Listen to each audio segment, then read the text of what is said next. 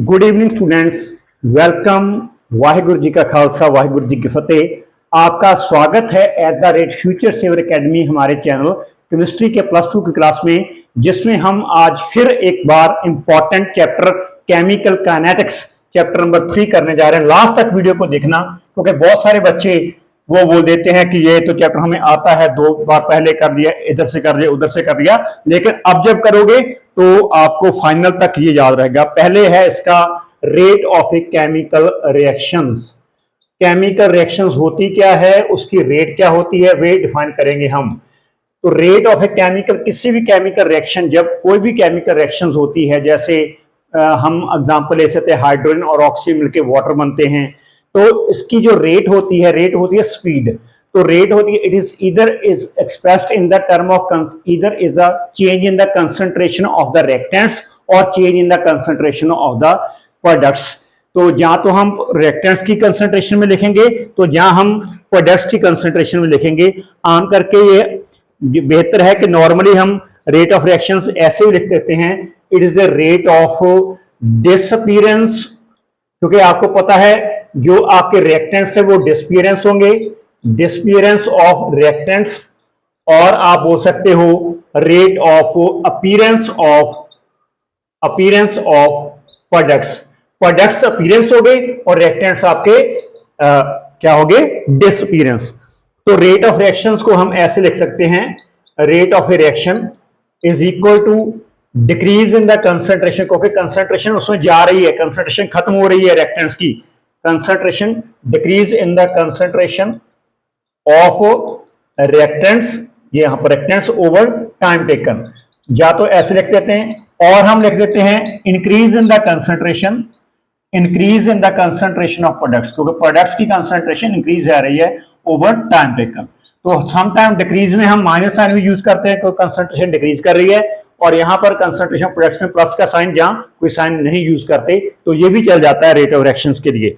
आगे है हमारा रेट ऑफ रिएक्शंस के बाद कौन कौन से बात करेंगे हम, कि जो हाँ सीधा मैं आपको टॉपिक में बताता हूं। बहुत सारे टॉपिक ऐसे हैं जैसे जिसकी ज्यादा जरूरत नहीं होती, लेकिन फिर भी आपको अच्छी तरह से वो टॉपिक्स करने चाहिए जो बहुत ज्यादा इंपॉर्टेंट है। वहां पर है रेट ऑफ केमिकल रिएक्शंस को कौन से फैक्टर्स इफेक्ट करते हैं। प्लीज लास्ट तक देखना। जो स्टूडेंट्स नए हैं वो at the rate future saver academy आपका चैनल है, इसको सब्सक्राइब कर लीजिए, ताकि आपको मैक्सिमम यहाँ पर टॉपिक्स मिले। Factors affecting rate of a chemical reactions. Rate of chemical reactions को कौन कौन से फैक्टर अफेक्ट करते हैं, तो हम यहां पर डिस्कस करेंगे। थ्योरेटिकल फिनोमेना है ये, तो अच्छी तरह से समझना। पहले है आपका कंसंट्रेशन ऑफ रिएक्टिंग स्पीशीज। जब कंसंट्रेशन रिएक्टेंट्स की लार्ज होगी तो रेट ऑफ रिएक्शंस भी लार्ज होगी। ये कंसंट्रेशन रिएक्टिंग स्पीशीज की ज्यादा होगी ना, तो वही कंसंट्रेशन रिएक्टिंग स्पीशीज की प्रोडक्ट बननी है, तो वहां पर जो रेट ऑफ रिएक्शंस है ज्यादा होगी। आपको मालूम है, जैसे वुड की एग्जांपल ले सकते हो आप।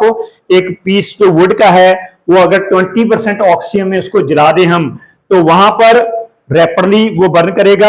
जब 100% में जाएगा, 100% में जलाएंगे वहां पर रैपिडली बर्न करेगा, जल्दी बर्न करेगा। जैसे 20% में जलाएंगे वहां पर कम बर्न करेगा। क्यों? क्योंकि 20% ऑक्सीजन जो कम है, तो 100% ऑक्सीजन ज्यादा है, तो कंसंट्रेशन रिएक्टिव स्पीशीज के ऊपर डिपेंड करती है रेट ऑफ रिएक्शंस। दूसरा है टेम्परेचर ऑफ द रिएक्शन।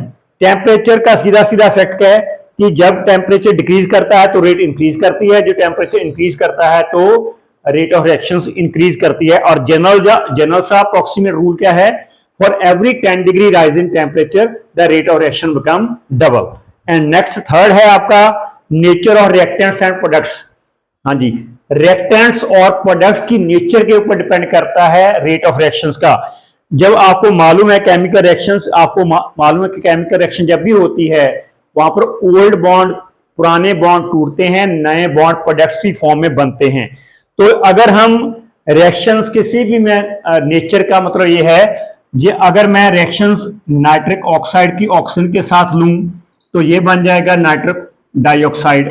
अगर ये NO की जगह CO ले लूं, N की जगह CO ले लूं, तो ये बन जाएगा आपका कार्बन डाइऑक्साइड। तो ये जो ऊपर वाली रिएक्शंस है ना, ऊपर वाली रिएक्शन फास्ट रिएक्शन है, ये रिएक्शन स्लो है। तो फास्ट और स्लो रिएक्शन होने के कारण दोनों में से सिमिलर देखने को लगती है, लेकिन जो ऑक्सीडेशन नाइट्रिक ऑक्साइड की ये ज्यादा होती है, क्योंकि उसकी नेचर ये है कि इसके जल्दी जल्दी बॉन्ड पुराने टूट जाते हैं और नए बॉन्ड NO2 की फॉर्म में बन जाते हैं। तो नेचर के ऊपर डिपेंड करता है रिएक्टेंट्स और प्रोडक्ट्स के ऊपर रेट ऑफ रिएक्शंस। और आगे है प्रेजेंस ऑफ कैटलिस्ट। कैटलिस्ट होता है स्टूडेंट, कैटलिस्ट कैटलिस्ट ये है जो रेट ऑफ रिएक्शन को ज्यादातर केसेस में रिएक्शन को इंक्रीज करता है। तो कैटलिस्ट की प्रेजेंस में रिएक्शंस होती है।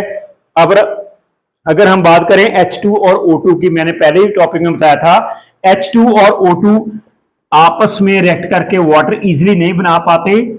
ये वाटर इजीली तब बनते हैं जब यहां पर कैटलिस्ट वैनेडियम पेंटॉक्साइड यूज करते हैं। तो V2O5 वैनेडियम पेंटॉक्साइड की प्रेजेंस के कैटलिस्ट में यहां पर रिएक्शंस होती है। यह कैटलिस्ट का वैसे ही रोल होता है जैसे अच्छे एक कोच का जो फुटबॉल की टीम तैयार करवा देता है और क्रिकेट की टीम भी तैयार करवा सकता है without participating into the ground. Match में नहीं प्ले करता, वो होता है कैटलिस्ट, ठीक है ना। आगे है सरफेस एरिया। सरफेस एरिया जितना ज्यादा होगा रिएक्टेंट्स का, जितना भी सरफेस एरिया रिएक्टेंट्स का ज्यादा होगा, वहां पर आपकी रेट ऑफ रिएक्शन उसकी बढ़ेगी। जैसे एग्जांपल लेते हैं, एक लकड़ का टुकड़ा हो, इतना लकड़ का टुकड़ा हो, इतना छोटा सा देख रहे हो आप, उसको जलाने के लिए वो जल्दी नहीं जलेगा। और जब वही लकड़ के टुकड़े को हम पीसेस में उसका पाउडर बना लेंगे तो उसकी कंसंट्रेशन बढ़ जाएगी। कंसंट्रेशन मतलब एरिया बढ़ जाएगा। एरिया बढ़ने के साथ ही उसकी रेट ऑफ रिएक्शन जल्दी जल्दी हो जाएगी, रेट ऑफ रिएक्शन फास्ट हो जाएगी। तो ये है सरफेस एरिया का reaction topic. Exposure to radiations. Radiations का एक्सपोजर मतलब रेडिएशंस पढ़ने के लिए बाद तो रिएक्शंस पॉसिबल हो जाते हैं। जैसे हाइड्रोजन और क्लोरीन है तो ये बनता है हाइड्रोजन क्लोराइड, हाइड्रोक्लोरिक एसिड। इसकी रिएक्शन जो है सनलाइट के, जो सनलाइट पड़ती है ना इसके ऊपर, तभी ये रिएक्शंस पॉसिबल होती है, क्योंकि रेडिएशन का एक्सपोजर मिलने के बाद रिएक्टेंट जल्दी जल्दी मिलकर उसके प्रोडक्ट्स बना देते हैं। ये था आपका फैक्टर जो केमिकल रिएक्शंस को इफेक्ट करते हैं। इसके बाद स्टूडेंट है आपके लिए law of mass action. Very important topic. जो स्टूडेंट्स जिन्होंने अभी टॉपिक्स देख रहे हैं लेकिन सब्सक्राइब नहीं किया है चैनल, तो कर लो आप भाई। बहुत ही अच्छे टॉपिक आने जा रहे हैं ये केमिकल काइनेटिक्स में। मेरा आज उसके ऊपर भी आएगा, अपना शॉर्ट भी आएगा इलेक्ट्रोकेमिस्ट्री के चैप्टर पे, तो वहां उसको भी देखना आप। लॉ ऑफ आपका है mass action. Law of mass action होता क्या है? मास का एक्शन का लॉ है, किसी भी गिवन टेम्परेचर के ऊपर रेट ऑफ जो केमिकल रिएक्शंस होती है ना, वो डायरेक्टली प्रोपोर्शनल होती है product of the molar concentration of the reactant. Product कौन सी है? प्रोडक्ट मतलब जो प्रोडक्ट्स बन जाते हैं, जो मोलर कंसंट्रेशंस रिएक्टेंट्स की होती हैं, उनकी मल्टीप्लिकेशन कर दें, उसे रेट ऑफ रिएक्शंस उसके ऊपर डिपेंड करती है, उसे बोलते हैं हम लॉ ऑफ मास एक्शन। ऐसे मैथमेटिकली आपको जल्दी पता लग जाएगा। तो लॉ ऑफ मास एक्शन के अकॉर्डिंग क्या है? रेट क्या है? डायरेक्टली प्रोपोर्शनल टू, ऐसे लिख देंगे, directly proportional concentration of A and concentration of B, because this curve that is used for the concentration and rate is equal to some constant K लगा देंगे हम। तो this is the law of mass action statement and mathematical form। आगे है rate constant. अगर rate को constant की हम rate constant law of mass action की है रेट कांस्टेंट, इसकी हमने डेफिनेशन निकालनी हो तो यहां पर आप यूज करोगे ए और बी की कंसंट्रेशन दोनों की रिएक्टेंट्स की 1 है, तो यहां पर जो के होगा आपका ये 1 1 छोड़ दो आप, 1 के रह गया, तो के आ गया रेट ऑफ रिएक्शन। तो हम बोल सकते हैं कि rate constant is equal to the rate of reactions when the concentration terms equal to unity. आज के लिए इतना ही बहुत है, पढ़ लेना अच्छी तरह से, समझ लेना। तब तक के लिए students nice day, bye students.